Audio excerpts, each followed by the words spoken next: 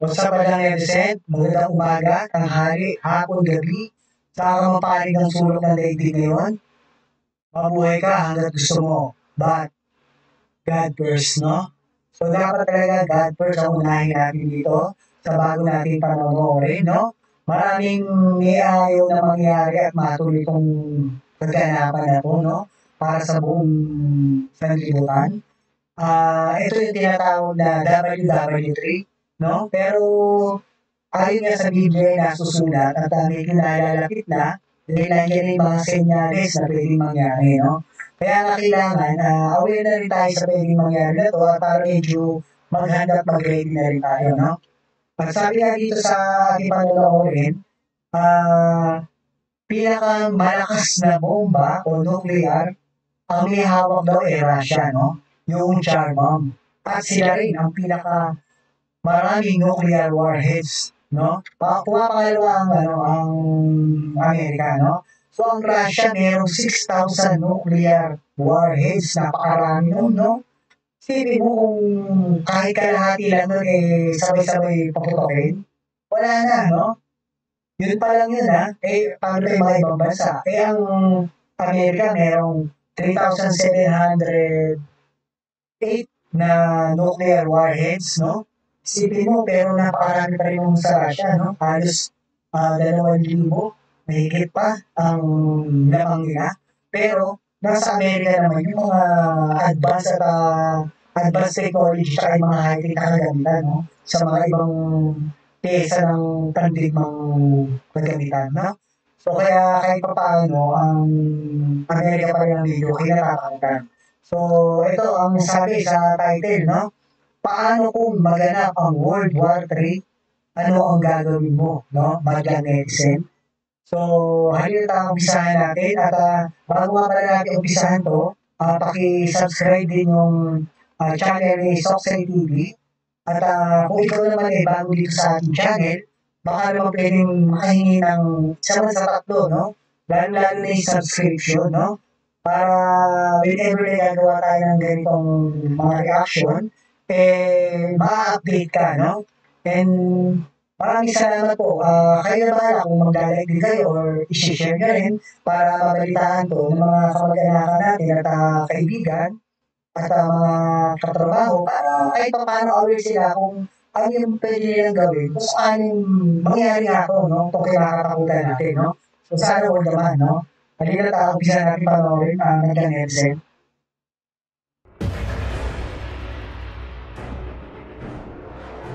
Paano kung magkaroon ng World War III o ikatlong digmaang pandaigdig? Anong gagawin mo? Saan ka pupunta? Katapusan na ba ng mundo kapag mangyari ito? Yan ang ating aalamin. Subscribe kay Soxay TV at Alam niyo bang dito na rin nasa sa ating Russia channel. ang pinakamalakas na nuclear bomb sa buong mundo? Ang Tsar Bomba. Sila rin ang may pinakamaraming nuclear na tinatayang nasa 6,000 nuclear weapons. At ang China naman ang may pinakamaraming sundalo sa buong mundo na mahigit sa 2 million active duty military personnel. At Para naman hindi dadami, no? Kaya ang population nila doon sa bansa nila is 1.4 billion, no?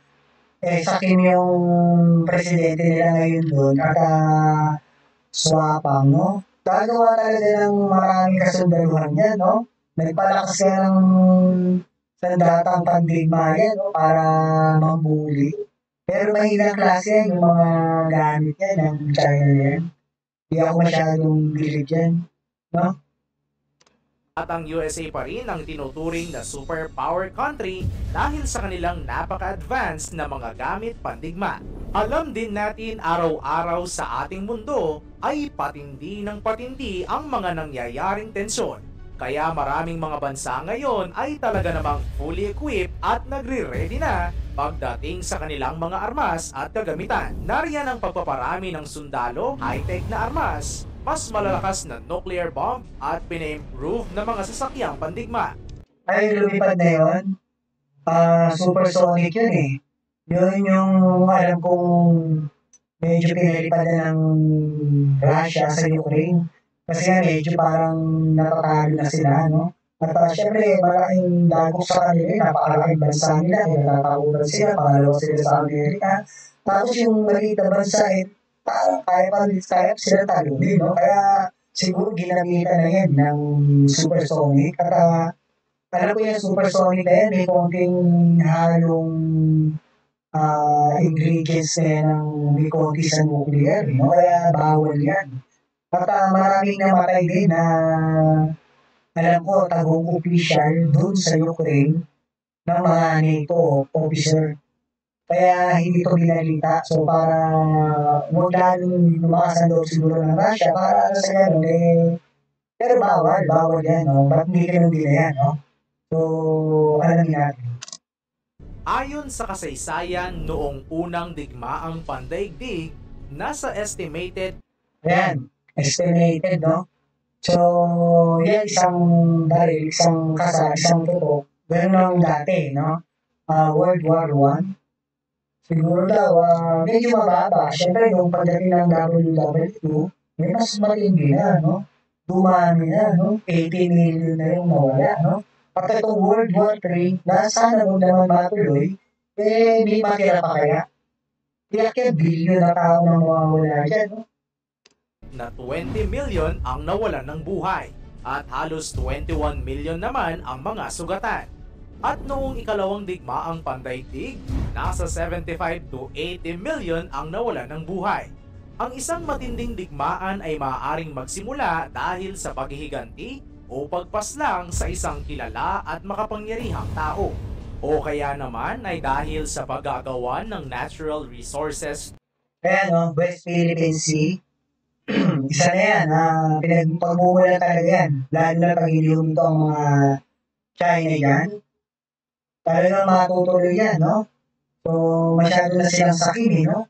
Yung buong kabuuan ng West Philippine Sea na yan, at ang tawag nila naman sa kanila ay South China Sea, inaako nila kanila lahat yan, no? Bawat bansa na nakapaloob dyan, meron dito 200 nautical miles, no? Ang para sa'yo. Sa kanila, gusto nila kanila lahat. Ganun kaswapang yung mga Cheko niya. Kaya, pag hindi sila tumigil, baka matuloy talaga yung WW3 na yan at pagtulungan sila ng lahat ng bansa. No? Ilan lang naman sila eh. Tulad ng langis, teritoryo at marami pang iba. At kung maganap o sumiklab man ang sinasabing ikatlong digmaang pandaigdig, ano-ano ang mga posibleng mangyayari? Una, ang isa sa makikita sa digmaan ay mga advanced technology, massive troops at ang mga militar ay gagawa ng exoskeleton. No? Parang yung ganyang forma ng mga suit ng soldier. Kasi medyo makakapagpalakas talaga yan ng katawan ng tao. Pag nandiyan ka sa digmaan, talagang pagod ka dyan kasi sa tulog lang, kulang ka sa tulog yan. Isa sa pinaka-power ng tao, tulog, di ba? So yung mga suit na yan, yung kagaya na yan, yun yung napanood natin sa palabas si Tom Cruise, yung Oblivion. Ganyan yung mga suot nila dun no? Talagang mga high-tech talaga. Itong, kung mangyari ba, sigurado yung mga nakarinig ganyang mga kagamitan na no? Na mga sundalo. Bagamat hindi ito tulad ng suot ni Robocop, Iron Man, ang kasuotang pandigma na ito ay makakatulong sa mga sundalo para palakasin ang kanilang mga katawan at nung araw naman, World War II, iba naman ang ginawa ng German doon, no? Yun naman, super soldier kung tawagin sa kanila.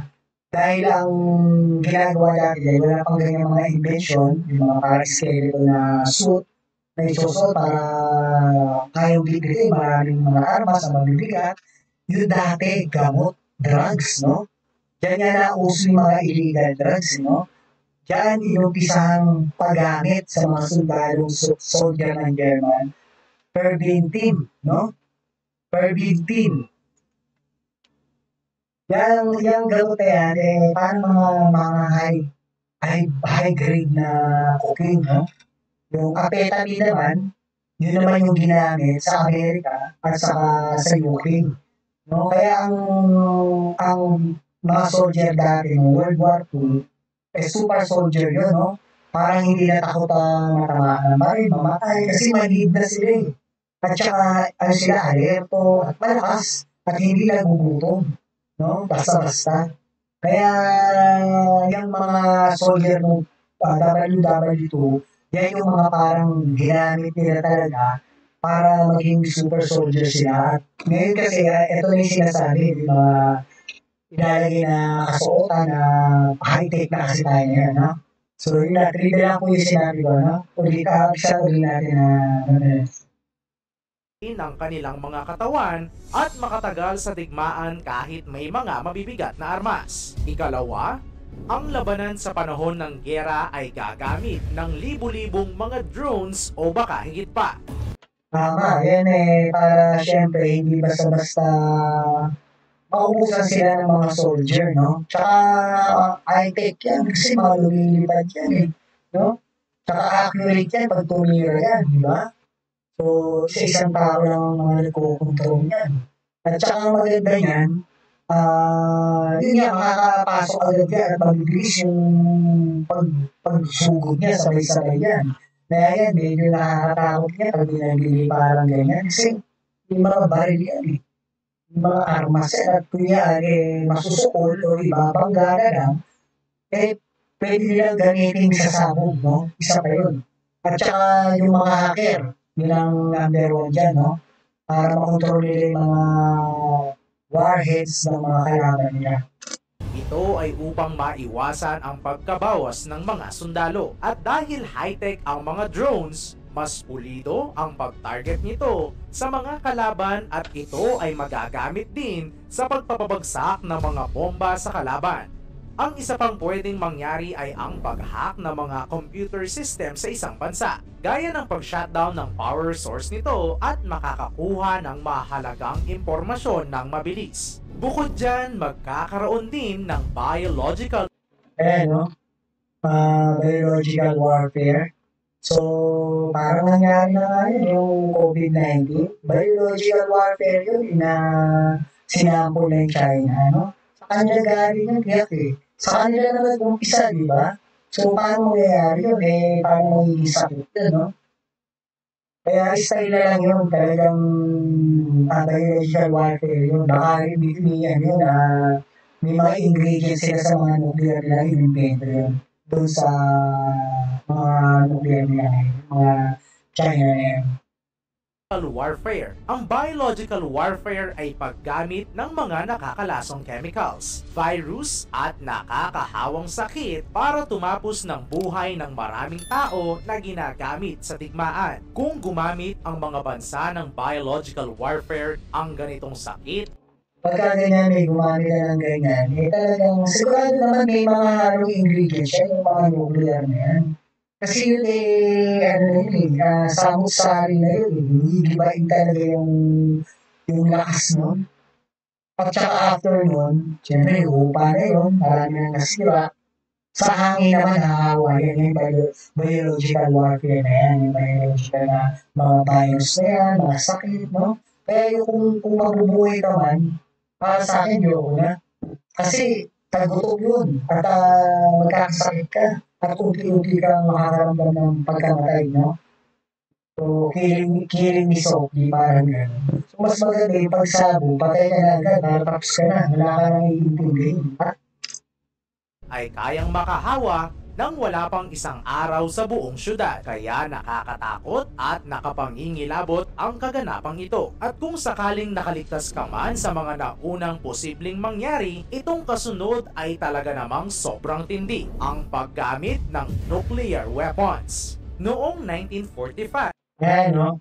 1945, pinabagsakan daw yung Japanese ng dalawang atomic bomb. So, yung atomic bomb kasi dati, yan na yung nuclear bomb na ngayon.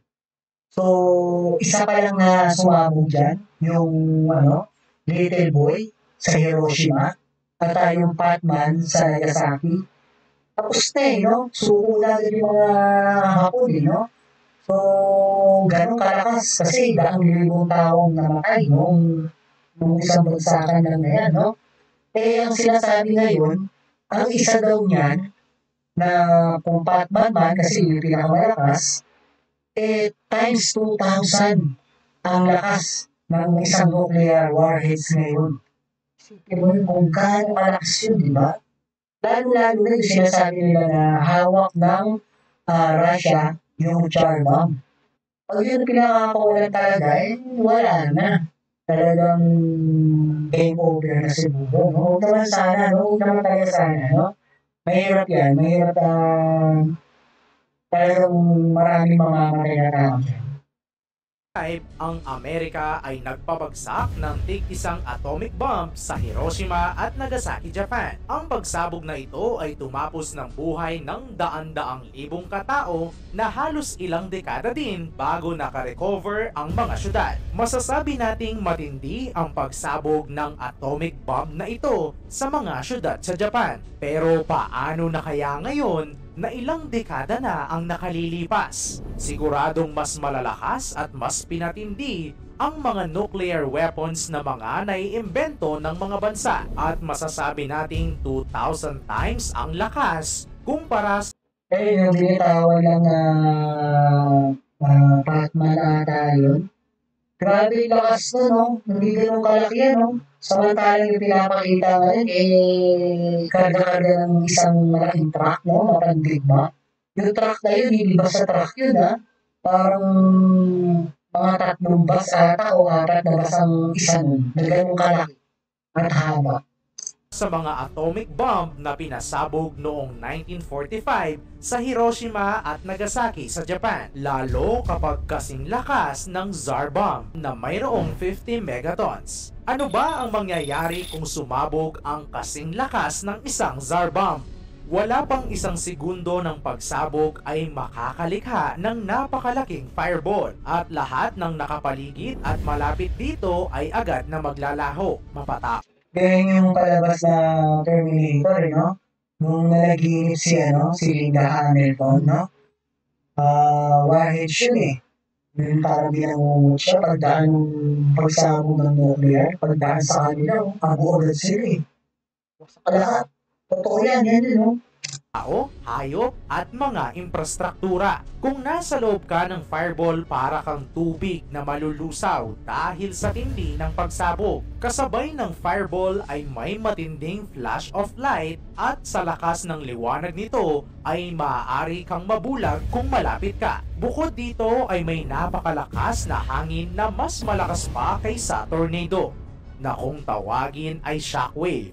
Hindi rin maliligtas sa napakatinding init ang lahat ng sakop ng radius. Kaya terrible, nakakakilabot at nakakagimbal ang ganitong pangyayari. Isa pa, parami ng parami ang mga nuclear weapons ngayon na pagmamay-ari ng Russia, Amerika, China, North Korea at marami pang iba na kung gagamitin lahat ito sa digmaan, then it's game Game over. Tama. Talagang ganyan ang mangyayari dyan, no?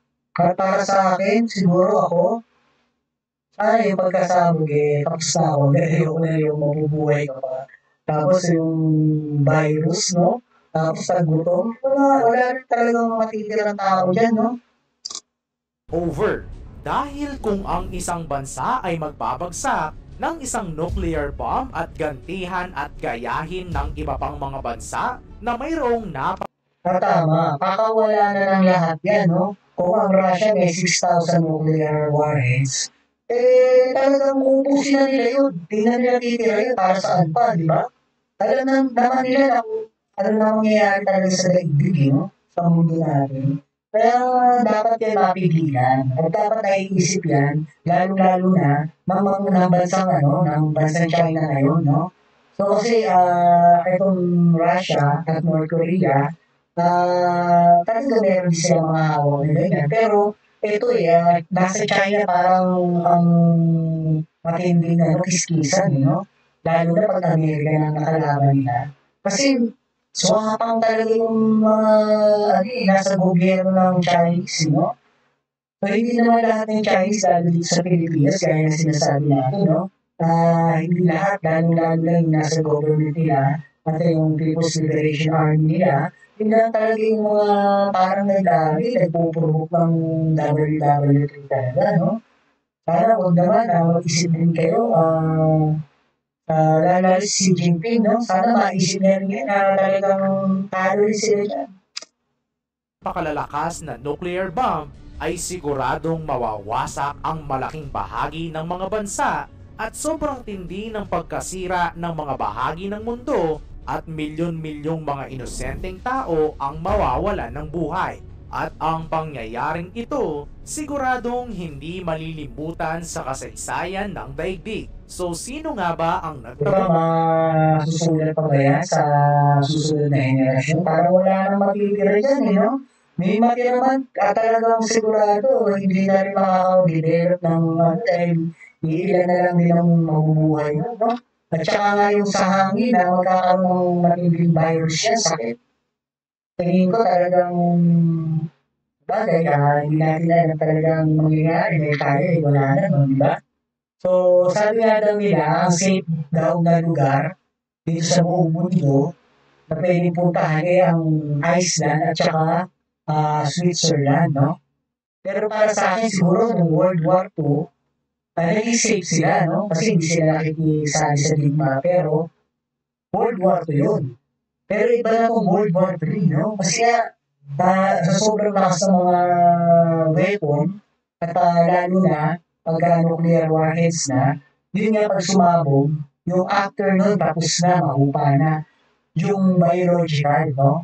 Yung virus at yung kakalat na sakit, at tagutom, yun yung papatay talaga sa iyo. At kahit saan ka tago dyan, tingin ko, walang mabubuhay at kung may mabuhay man, paano pa yung darating na susunod na mga ilang araw, linggo, buwan, taon, di ba? Tagutom yun. Tagumpay sa digmaang ito. Ang isang malaking sagot ay wala. Ang lahat ay talo. Hindi maganda ang digmaan kaya dapat itong mapigilan kung mangyari man sa hinaharap. Sa panahon Dapat talaga, no, in Jesus name, talaga dapat hindi matupad yan at hindi matuloy. No? So, nandito talaga ang kiskisan yan sa atin, para sa atin, eh, no? At saka dyan sa Taiwan, no? Pag inumpisahan talaga ito ng China na hindi sila tumigil, sana nga mapapaisip na rin ng mga katauhan dun sa China talaga na pababain nila ng pwesto to si Xi Jinping, no? Baka sakali talagang hindi matuloy. Kasi talagang wala, close-minded na talaga yan si Xi Jinping, no? Sana lang talaga mapigilan pa.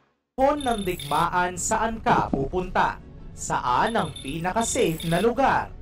Ayon sa pag-aaral, ang Iceland at Switzerland ang pinaka-safe na bansa sa panahon ng gyera. Dahil sa geographic location at defensive strategy ng bansa, ang Switzerland din ang isa sa bansa na hindi nakisangkot sa digmaan noong unang digmaang pandaigdig. World War II yan. Pero ang pinag-uusapan natin, World War III na. Napakatagal na ng panahon, no? Ilang dekada na ang nakalipas. Ang sabi nga di ba? Yung isang atomic bomb na pinasabog sa Japan, nagkakatumbas ngayon sa isang nuclear warheads na 2,000 times ang lakas ng pagsabog. So, tingin ko kahit safe na sinasabi yan, wala nang safe talaga at lalo na tumahawa pa sa hangin. Wala na. At ikalawang digmaang pandaigdig, kahit pa napalibutan ito ng mga bansa na sangkot sa giyera, ang ibang mga tao posibleng gumawa ng kanya-kanyang bunker. Ang bunker ay matatagpuan sa ilalim ng lupa. Ginagamit upang protektahan ang mga tao na nasa loob nito mula sa iba't ibang uri ng pag-atake, lalo na sa mga pagsabog ng bomba. Pero ang higit sa lahat at napakamakapangyarihang sandata na pwede nating gawin ay patuloy na manalangin at magtiwala sa Diyos. Yan ang pinakamalakas sa sandata na magagamit natin, no? Talaga, mag-pray tayo talaga, no? Ng kaintin na sana huwag matupad at matuloy yan, no? Wala namang may gusto matuloy yan, no? Ewan ko lang din sa mga komunistang bansa kasi sila talaga yung nagpo-provoke ngayon, no? At sana itong China talaga tumigil na sa ginagawa sa atin dito sa Pilipinas at saka yung mga pagbabanta nila dun sa Taiwan. Kasi talagang isang maling hakbang lang na gagawin nila, eh durog din sila, no? Akala nila makakaligtas sila, no? Wala. Dahil aminin natin sa hindi, walang pinakaligtas o safe na lugar kung hindi tayo iingatan at tutulungan ng Diyos. Kaya ngayon pa lang ay magpakabait na tayo.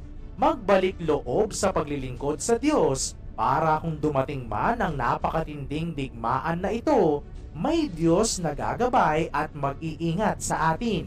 Kaya kung maganap ang World War III, anong gagawin mo? At saan Tama, no? Yun nga ang tanong, no? Saan ka pupunta, no? At ano ang gagawin mo kung matuloy ang World War III na yan, no? Siguro ako, bahala na, no? Wala naman underground dito sa Philippines, no? Kahit yung mga mayayaman dito, meron man. Pero sa lakas nga ng mga pagsabog na yan, at hawa sa hangin, yung mga bakterya, virus, mga sakit, wala na rin pwedeng mas okay pa na pagsabog, patay ka na para tapos ka na Hindi yung mabubuhay ka, yung pa yung parusa sa mga tao, yung mga mabubuhay na yun. Sila pa yung dadanas ng hirap at sakit ng kalooban dahil na makikita nila yung maraming patay sa kalsada, sa daan, di ba? So, bangungot sa iyo, no? Ewan ko lang kung makatulog ka pa, no? So, yun nga, sabi nga ni Soksay TV, talagang magdasal tayo at magbalik loob tayo sa ating Panginoon habang may konting panahon pa, di ba? So, yun lang. Palagi rin naman sinasabi ito ni Tio Paeng, no? Life is short, be happy, and world peace. Kapayapaan lang, no?